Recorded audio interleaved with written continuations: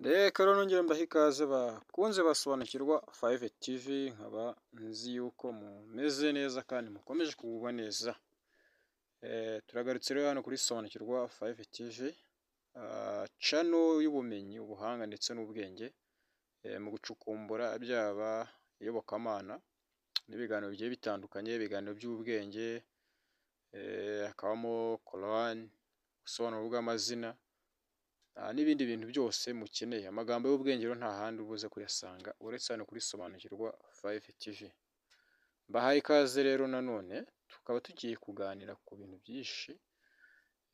Tuje kuri topic abantu benshi bibazaho ku bintu bijyanye n'imyizerere. Mu by'ukuri usanga abantu benshi tubaho mu myizerere ariko tutabanje kugira gute, tutabanje kubaza, aho ibyo batubwiye tukemera, ariko ugasanga natwe ubwacu ntidufata umwanya ngo dukore ubushakashatsi cyangwa se tubaze, ahubwo tukemera buhumyi gusa. Rero uyu munsi binyuze muri sobanukirwa 5 TV, ni channel yaje kugira ngo umenye, usobanukirwe ibintu byo kwizera gutyo gusa, ibyo kumva ibintu ukabyizera ariko utabashije gusoma ngo usobanukirwe. Iyi channel yaje kugira ngo igukuremo urwo rujijo rwose. Rero mbahaye ikaze kandi mbashishikariza no kujya mukora subscribe, murareba mugakurikira ibiganiro, ariko ntabwo mukora subscribe. Mukorere subscribe, mukore share, mushyiremo comment, hanyuma n'ibiganiro byacu nimuba mwabikunze kugira ngo bijye bibageraho mu buryo bwihuse. Uyu munsi rero ngiye kuvuga ku bintu 10. Ibintu 10 bitari byo bavuze kuri Mariya cyangwa se nyina wa Yesu. Ibintu 10 nibyo nabashe gushakisha. Uze gukurikira neza, ufate Bibiliya yawe uyegere, usome nawe ubwawe, hanyuma uraza gusanga mu by'ukuri atari byo, nta hantu na hamwe byanditse muri Bibiliya. Rero ni ikaze mwese, kandi nshimira abakomeje kugenda mudukurikira, munaduha subscribe, mukora comment, munatwandikira mu gikari nyine munatubwira topic muba mushaka ko tuvugaho. Ubu rero nimero yanjye ni yayindi nyine, ni 0788 36 64 15. Ikintu cya mbere mu bintu 10 tugiye kuvuga, abantu benshi bizeye ko Bikira Mariya cyangwa se Mariya ari Imana cyangwa se afite ububasha nk'ubw'Imana. Rero ku buryo bamwe banamusenga bakamupfukamira, abandi bakamuramya, bumva ko ahagarariye Imana. Oya, ibi rero Bibiliya bivuga ko nta hantu na hamwe ivuga ko Bikira Mariya ari Imana. Oya, ahubwo iragaragaza umuntu umwe wenyine uguhuza n'Imana, uwo nta wundi ni we Yesu Kristo, nk'uko ushobora kubyisangira muri Yohana igice cya 14 umurongo wa 16, avuga ngo ni we wenyine gusa, ni we nzira yonyine itujyana kwa Data. Uwo ni Yesu Kristo, nta wundi muntu ushobora kujyana. Bikira Mariya ntashobora kujyana mu ijuru. Ikindi, icya kabiri, aho bavuga ko Mariya ngo ari umukiza.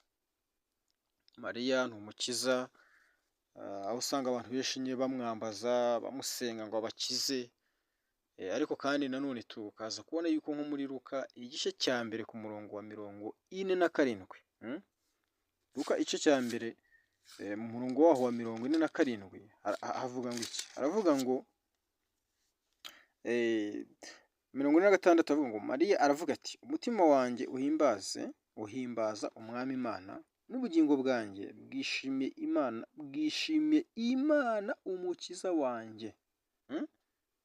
Umwe bita ko ari umukiza niwe uri kuvuga, noneho uri kugaragaza umukiza uwo ari we. Ngo n'ubugingo bwanjye bwishimiye Imana umukiza wanjye. Urumva? N'ubugingo bwishimiye Imana umukiza wanjye. Icya gatatu, ngo Mariya ntiyigeze akora icyaha. Mariya ntiyigeze akora icyaha, nyamara ugasanga Bibiliya mu Baroma ibice 3 ku murongo wa 23 havuga yuko bose bakoze icyaha ntibashyikira ubwiza bw'Imana. Nta n'umwe uretse Yesu wenyine gusa waranzwe n'ubutungane bwuzuye cyangwa se wabayeho wavuga ko atigeze asamanywa icyaha cyangwa se avukanye icyaha. Naho Mariya we yavutse nk'uko wavutse, nk'uko nanjye navutse. Uyu yavutse ari umunyabyaha kubera ko abantu bose bakoze ibyaha ntibashyikira ubwiza bw'Imana. Impamvu nawe ni ukubera ko akomoka kuri Adamu. Ngira ngo iki rwose muracyumva. Abantu bavuga ko nta cyaha yigeze akora, baravuga ko yavutse ari intungane. Oya, yagira ubuntu n'Imana nk'uko nawe Imana yagukoresha ikagukuramo ikintu runaka gifite umumaro.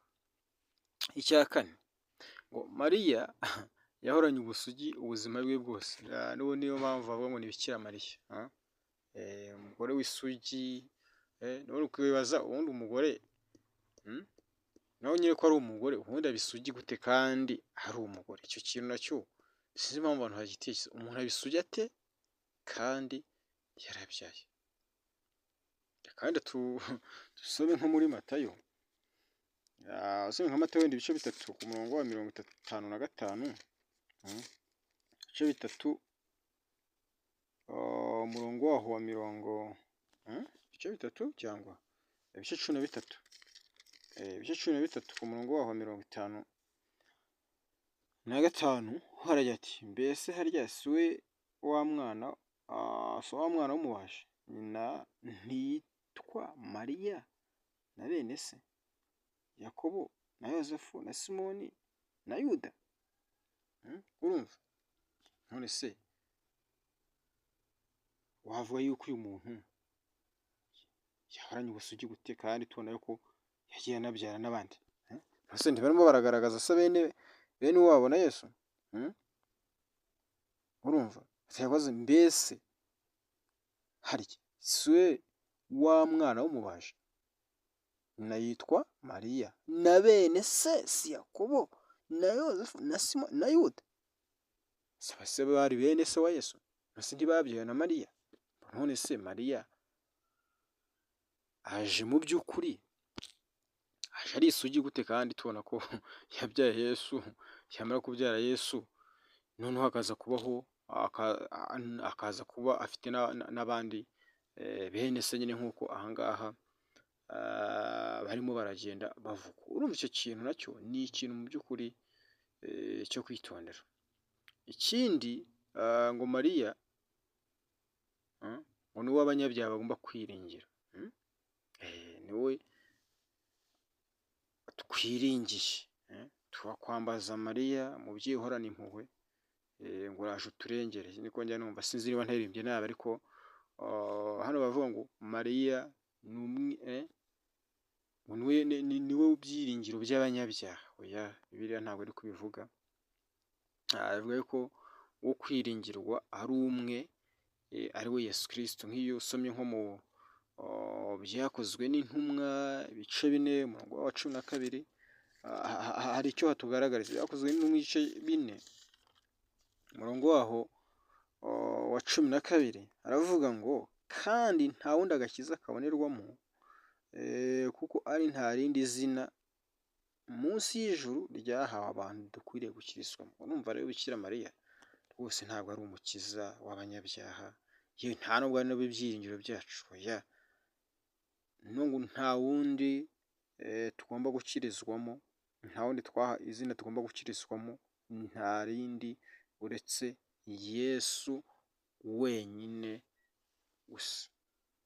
Iki kintu nizere ko nacyo cyumvikana. Icya 6, ngo ugomba kunyura kuri Mariya ngo usabe Yesu.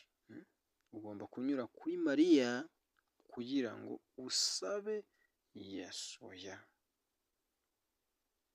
Yesu ubwe yaravuze ati, nimunsabe ikintu cyose mu izina ryanjye nzagikora, cyangwa se nimunsaba. Aha rero ni muri Yohana igice cya 14 ku murongo wa 14. Si ngombwa kunyura kuri Mariya. Oya, ntabwo ari ngombwa kunyura kuri Mariya kubera ko Yesu ubwe niwe wabyivugiye. Nyine mu gice cya 14 cya Yohana ku murongo wa 14 niwe yavuze ngo nimugire icyo munsaba cyose mu izina ryanjye nzagikora. Urumva, nimumusaba mu izina rye agomba kugira gute? agomba kugikora. Hano rero hakongera hakavuga ngo Mariya umwamikazi. Mariya ngo ni umwamikazi w'ijuru. Umwamikazi w'ijuru ntawubaho. Ntawe. Bivuga ngo kwiyambaza Mariya ngo bituma ngo Imana ikumva. Kwiyambaza Mariya bituma Imana ikumva. Oya.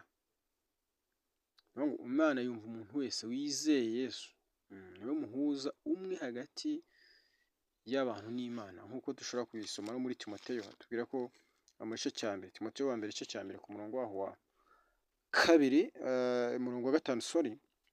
Ashaka umurongo wa 5 aravuga kuko hariho Imana imwe, kandi hariho umuhuza umwe w'Imana n'abantu, nawe ni umuntu ari we Yesu Kristo. Urumva uwo muhuza ko aje avuguruza Bikira Mariya bavuga ko ahuza abantu n'Imana. Ahubwo turabona Yesu ari we uri guhuza abantu n'Imana. Icya 10 ngo Mariya ari hejuru y'abasengera. Mariya ari hejuru y'abasengeraga cyangwa se y'abasenga Yesu. Mariya ubwe yari mu basengeraga Yesu, cyangwa se nawe yarasengaga nk'abandi bose, kubera ko yari umukristo w'ukuri. Yari umukristo nk'abandi bose, nawe wagiraga gutya agasenga ubwo n'abandi basengaga, nawe yarasenze. Nk'uko dushobora kubibona hano mu ijambo ry'Imana, tukaribibona nko muri Byakozwe n'Intumwa igice cya mbere ku murongo wa 14.